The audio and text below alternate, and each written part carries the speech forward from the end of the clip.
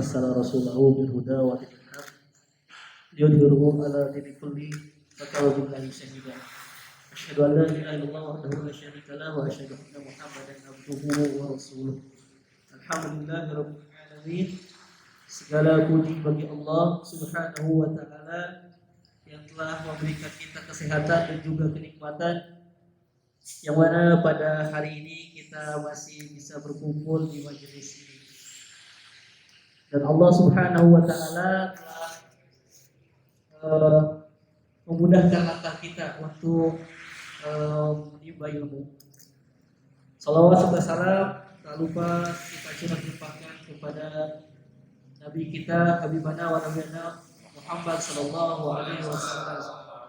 Tak lupa kepada para sahabat, para tabi'in, hingga pada kita yang insyaallah belajar mengamalkan sunnah-sunnah beliau.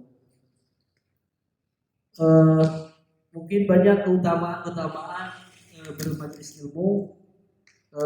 Bagaimana yang disampaikan Nabi sallallahu alaihi wasallam, bahwasanya Rasulullah Shallallahu Alaihi Wasallam bersabda, tidaklah suatu kaum berduduk berzikir mengingat Allah, melainkan mereka dikelilingi oleh para malaikat, diikuti oleh rahmat, diturunkan sakinah atau ketenangan, dan mereka disebut oleh Allah di hadapan malaikat yang ada di sisinya. Nah, untuk tema hari ini mungkin temanya tentang bekerja dengan bahagia. Mungkin pertama-tama untuk memulai acara ini kita ucapkan basmalah bersama-sama. Bismillahirrahmanirrahim.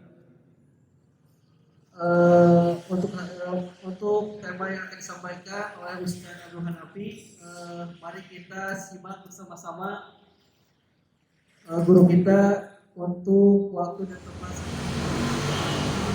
Jadi kalau kita niatkan ibadah itu bekerja itu adalah ibadah, maka semua motif-motif tadi akan dipenuhi oleh Allah Subhanahu wa taala.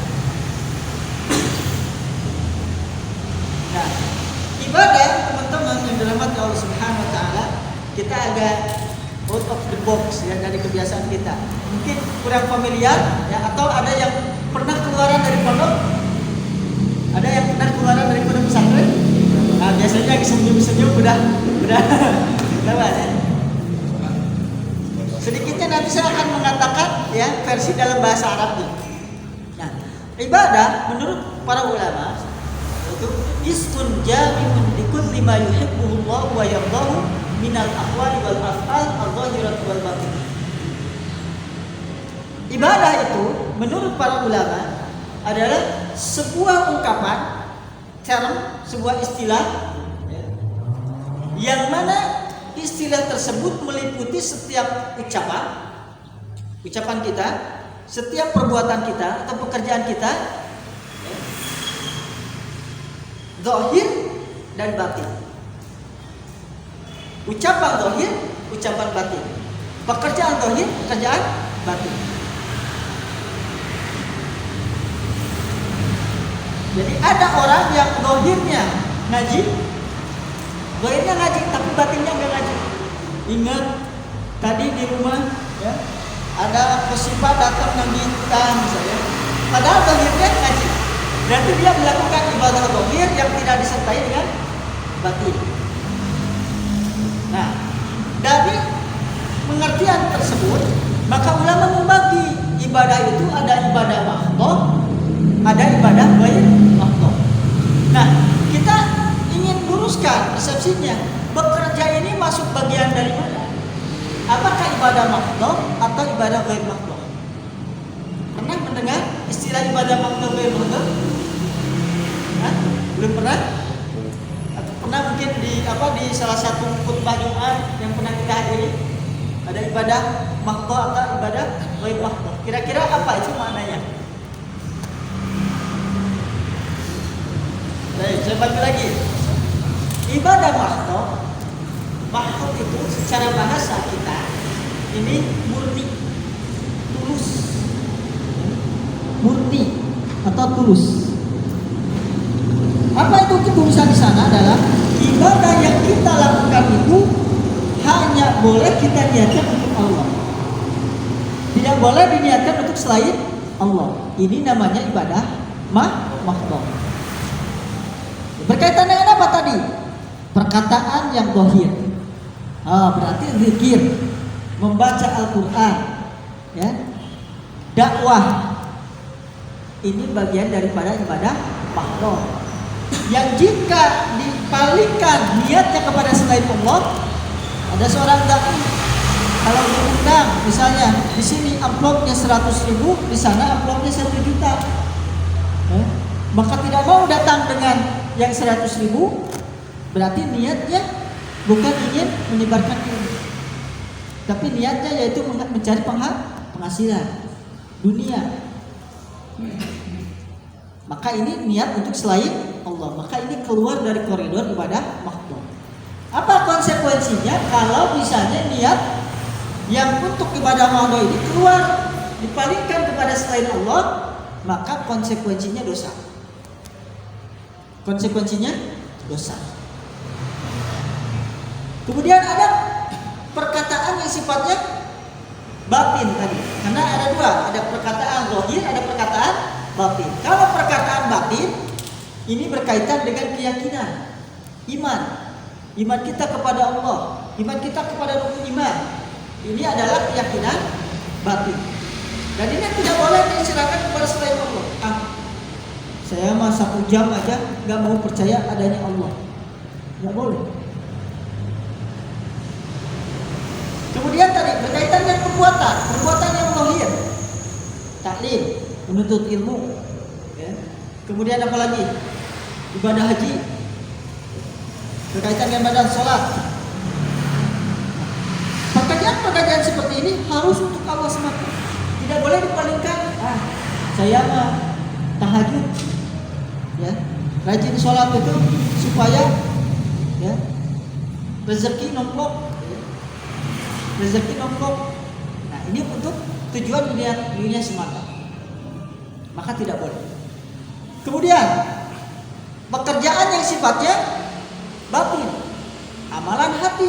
Nah, ini yang yang ada di yang paling banyak mewarnai kehidupan kita. Karena rasa sabar, ya, ada di sini. Rasa tawakal ada di sini. Rasa ikhlas juga ada di sini. Semakin banyak.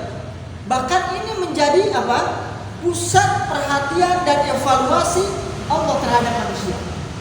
Apa yang ada di dalam hati, amalan batin ini.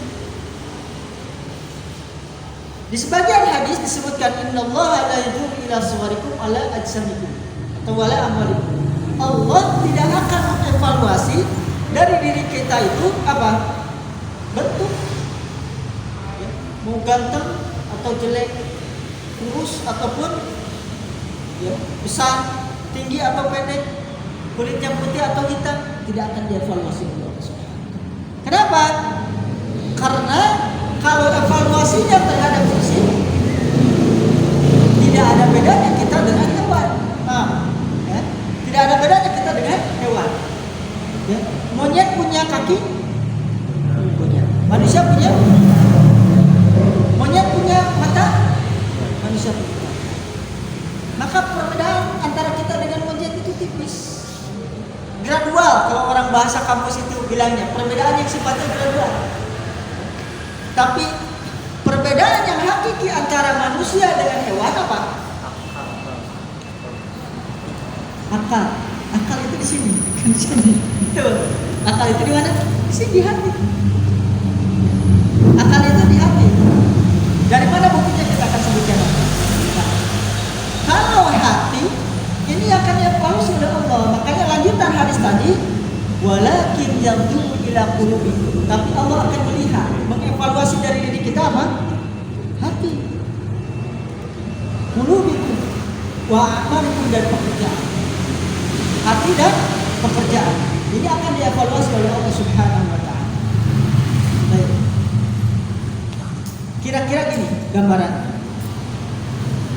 Kalau misalnya kita berada di hadapan orang yang kita kagumi, Contoh, kalau laki-laki mengagumi perempuan, ya, banyak di sini cowok pengagum wanita,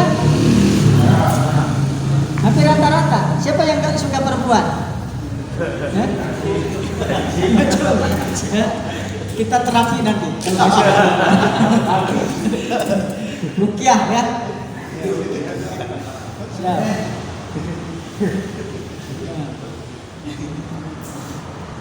Misalnya ada seseorang yang kita kagumi, entah itu perempuan. Sementara kondisi pakaian kita lusuh dan kotor. Apa yang akan dirasakan oleh teman-teman? Malu? Pede nggak? Nggak pede.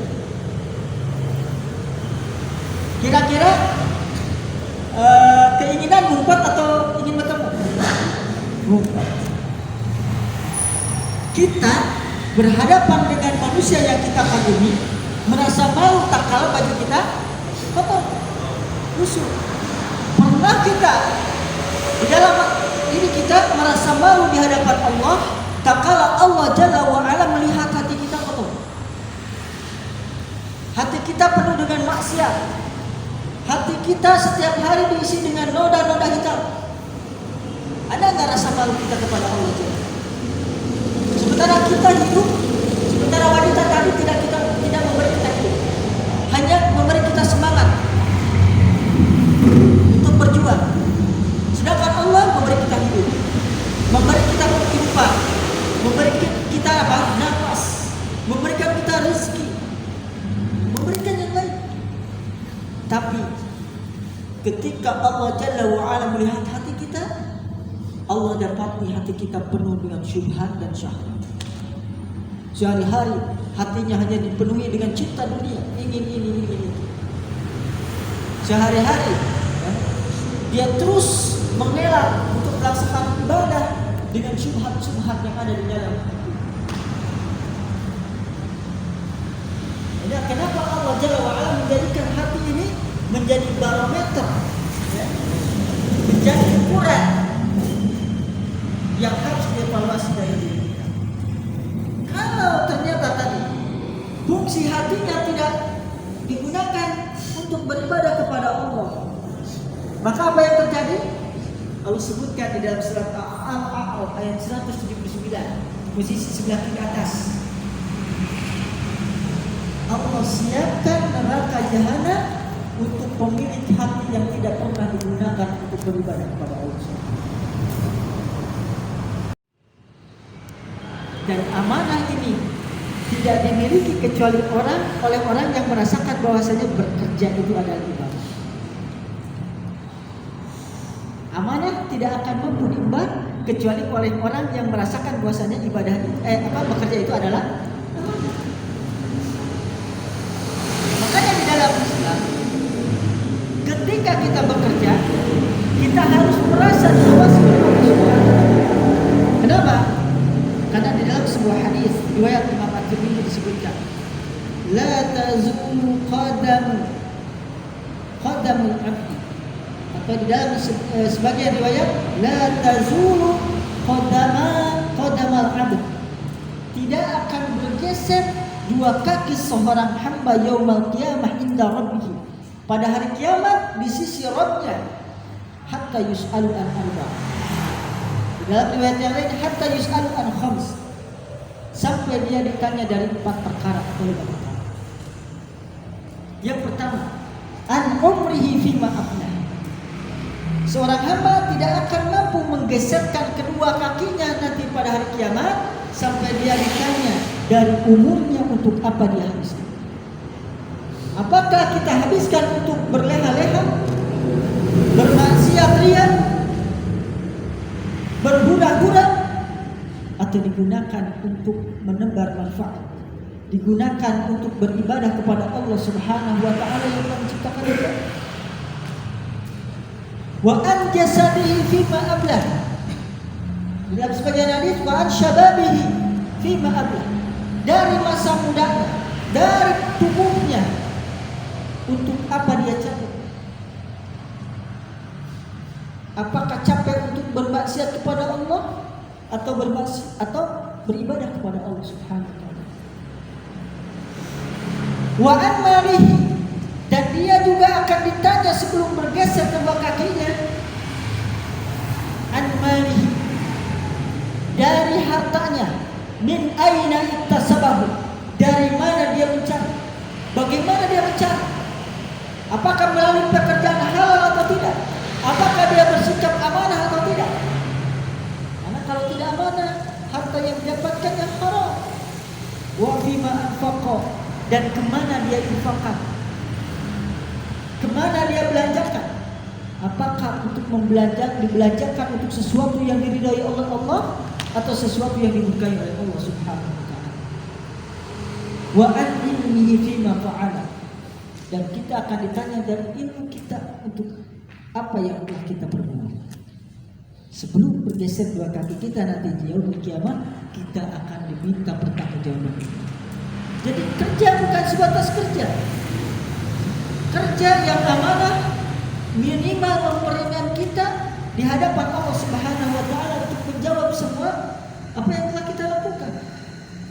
Karena seseorang akan dibalas di sisi Allah berdasarkan apa yang telah dia perbuat, berdasarkan apa yang telah dia lakukan.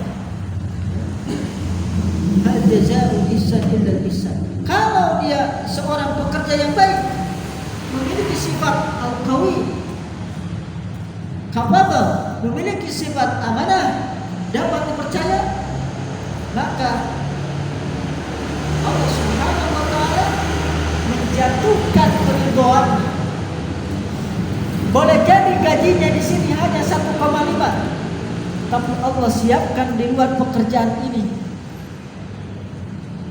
istri yang salihah, rumah yang luas, kendaraan yang nyaman. Bukan lagi hitungan matematis di sisi Allah Jalla wa'ala. Tapi kalau kita memiliki prinsip bahwa kalau kita tidak curang, gaji saya tidak bisa nambah, profit saya tidak bisa nambah kecuali dengan jalan ini, maka Allah akan jatuhkan kemurkaannya. Walaupun mungkin dari hasil tidak amanah tersebut menjual paket, ya, kita dapatkan misalnya 5 juta per bulan, tambah 1,5 gaji kita 6,5 juta. Hitung-hitungan untuk UMR Garut bisa cukup? Wallahi demi Allah, karena kemurkaan itu Allah turunkan istidraj. Allah turunkan istidraj. Apa itu istidraj? Orang Sunda bilangnya panyungkul. Dibiarin saja, oke, nggak apa-apa, silakan. Kalau ingin seperti itu silakan. Cukup kau dengan seperti itu. Tapi di akhirat Allah ganti kecukupan itu dengan neraka. Allah ganti dengan apa? Kegalauan yang ada dalam hidup. Dia galau, dia akan terus merasa bersalah. Dan pada ujungnya apa? Ketika pekerjaannya dibongkar oleh Allah Subhanahu wa taala karena sabuni-bunyi asin, ya, kalau diumpetin akan tercium juga. Maka apa yang terjadi? Manusia siapapun yang mencintainya akan berubah membenci. Maka ketika manusia membencinya, jangankan banyak, satu orang saja, maka dunia akan terasa sempit, dadanya akan diarti dengan kesempitan. Ini kiranya yang bisa disampaikan pada kesempatan hari ini. Sebetulnya masih banyak, gak apa-apa, nanti kalau mau difotokopi silakan. Saya sudah buatkan, ya, outline-nya Bekerja dengan Bahagia. Ini kajian pekanan Ninja Express, mengaji bersama para ninja di sini. Tapi barangkali ada yang ingin ditanyakan, silakan.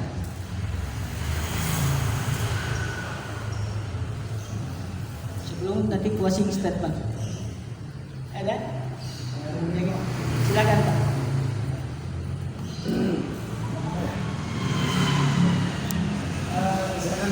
Saya punya atasan nih Pak. Sementara atasan saya punya aturan, banyak hal-hal yang menurut saya terlalu menekan anak-anak, misalkan nih, terlalu menekan sehingga kejadian anak-anak kecapean, dan lalai melakukan kewajiban juga. Nah, menurut saya bekerja dengan bahagia itu bekerja yang sejahtera mungkin ya. Nah, di saat ada tekanan seperti ini, saya otomatis menentang atasan saya. Nah, saya hanya minta dasar hukumnya aja. Apakah saya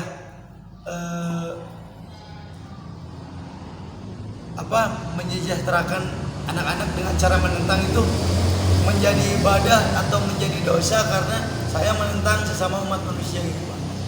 Terima kasih. Insyaallah. Ini pertanyaan yang sangat bagus. Sangat bagus. Ketika dihadapkan seorang pimpinan pada pimpinan lain, kalau itu tertulis sejak awal di akad, maka kita harus sami'na wa ata'na. Dan itu misalnya tidak butuh untuk tafsir, tidak butuh untuk tafsir lagi. Misalnya standar kerja, ya masalah waktu. Ada masalah di luar itu yang menurut seorang pemimpin ini memberatkan, tidak sesuai dengan apa yang diberikan, maka boleh tidak seorang pemimpin yang melakukan negosiasi? Sebetulnya bahasanya lebih indah negosiasi, bukan menentang. Karena kalau menentang itu sesuatu yang sudah bambu kemungkinan diingkari. Itu yang namanya penentangan. Tapi kalau masih bisa dinegosiasi, maka sebetulnya tidak mengapa. Tidak mengapa. Karena dalam struktur perusahaan itu ada yang sifatnya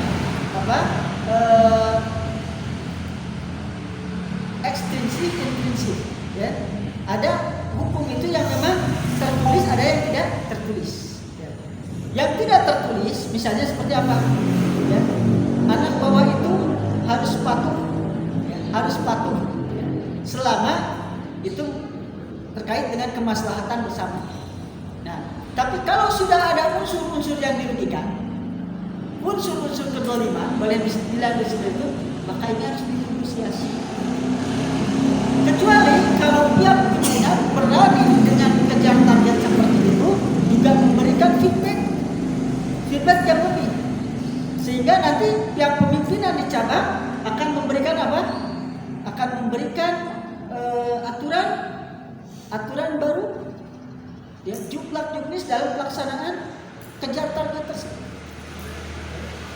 Maka kalau ditanyakan dasarnya dari mana?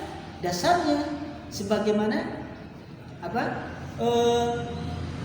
perintah sholat. Dasarnya sebagaimana perintah sholat. Coba mutlak mana, absolut mana perintah Allah dengan atasan Bapak? Perintah Allah. Tapi ketika Nabi Muhammad diberikan syariat untuk melakukan sholat 50 kali, kemudian orang yang fakat di dalam ibadah, yaitu Bapak para anbiya Nabi Ibrahim mengatakan bahwa ini tidak akan mampu dikerjakan oleh umat antum. Ini tidak akan mampu dikerjakan oleh karyawan antum. Maka apa? Melakukan negosiasi. Itu dasar. Jadi boleh kalau misalnya itu boleh. Kalau tadi ada unsur mudarat yang lebih besar. Karena yakin bagi pimpinan cabang itu jadi beban. Ketika ditekan, kemudian mereka kelelahan, capek, ya, ada feedback juga.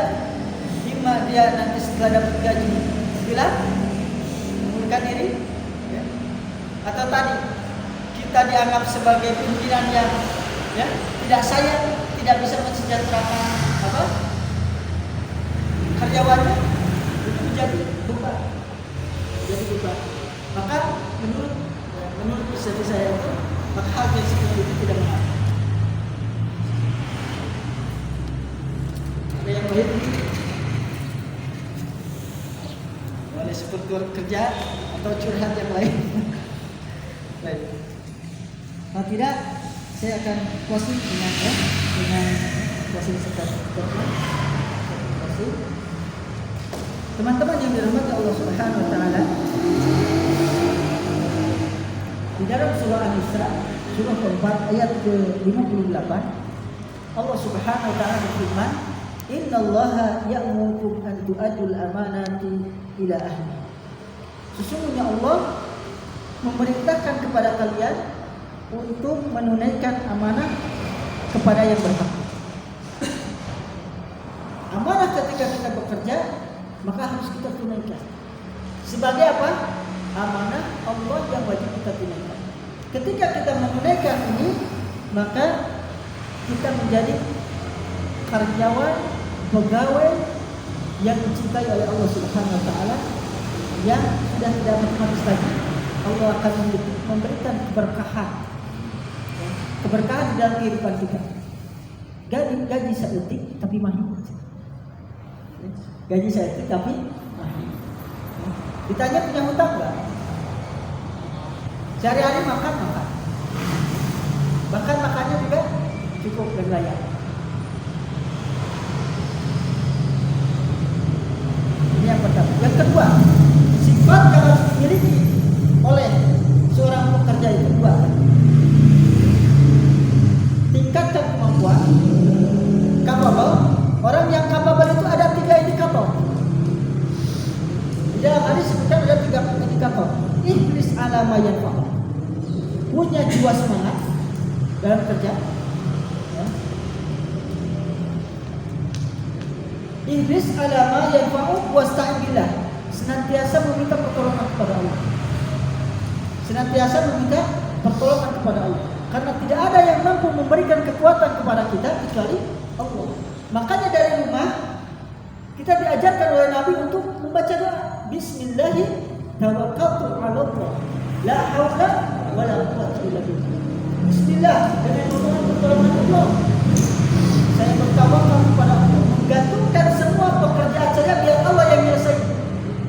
Kalau ada pekerjaan yang tertinggal di rumah karena saya harus menunaikan hak dan kewajiban saya di kantor, di perusahaan, di pekerjaan, maka urusan di rumah dititipkan kepada Allah. Demikian juga urusan kita. Berapa banyak target kita tidak terkejar, bakat kita tidak sampai, ya, ada kendala, motor pintulah pecah dan sebagainya. Kenapa? Karena boleh jadi saat itu kita tidak pernah menggantungkan pekerjaan kita Allah yang menyelesaikan. Makanya sifat orang yang kuat itu bukan orang yang mengandalkan kecerdasan dan kekuatan sendiri, tidak. Orang yang kuat itu sejatinya adalah orang yang senantiasa mengandalkan Allah dalam pekerjaan. Karena Nabi ajarkan, la bismillahirrahmanirrahim, la haula wala quwwata illa billah. Ini doa wajib bagi seorang pekerja ketika keluar rumah. Ketika keluar rumah, kaki mana yang dilangkahkan? Kenapa kanan?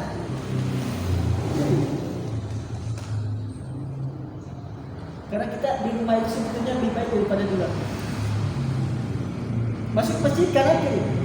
Kanan. Keluar masjid? Kiri. Keluar rumah? Kiri. Kenapa mau dibalik? Ya, kadang-kadang kita berkecoh. Kenapa mau dibalik? La haula wala quwwata illa billah. Tidak ada daya kita dalam melakukan pekerjaan ini, melakukan ketaatan, melakukan ibadah. Wala quwwata, dan tidak ada kekuatan kita menolak bahaya-bahaya yang menimpa kita, menolak madarat-madarat, terjatuh kepada kemaksiatan dan dosa, illa billah, kecuali atas pertolongan Allah. Ya. Mau lihat perempuan cantik masuk apa? Binatang, ditolong oleh Allah Jalla. Tersandung di jalan. Kita harus husnuzon. Boleh jadi dengan kempesnya ban, siapa tahu kalau nggak kempes ban di depan itu kita tabrakan. Jadi terus dipola husnuzon kita kepada Allah. Biar Allah Subhanahu wa taala yang menyelesaikan urusan kita. Yang ketiga indikatornya, orang yang memiliki kapabel itu adalah ihris ala ma yanfa'u, semangat, wasta'in billah wala ta'jaz. Jangan lemah. Jangan bersikap lemah. Kumaha, wala ta'jaz. Seorang muslim yang kuat lebih dicintai oleh Allah Jalla wa ala. Ini indikator. Yang kedua, amanah. Ya. Cara kita menumbuhkan amanah tadi, ingat bahwa setiap pekerjaan kita sampai ke depan mata kita akan diminta pertanggungjawaban di sisi Allah Subhanahu wa taala. Jangan sampai kita ingin untung di dunia tapi rugi di akhirat. kita menginginkan untung di dunia dan untung di akhirat. Ini rupanya yang bisa kita share dengan teman-teman semua. Mudah-mudahan ada manfaatnya. Kita tutup dengan doa kafaratul majlis. Subhanakallahumma wa bihamdika asyhadu an la ilaha illa anta astaghfiruka wa atubu ilaik. Assalamualaikum warahmatullahi wabarakatuh. Waalaikumsalam warahmatullahi wabarakatuh.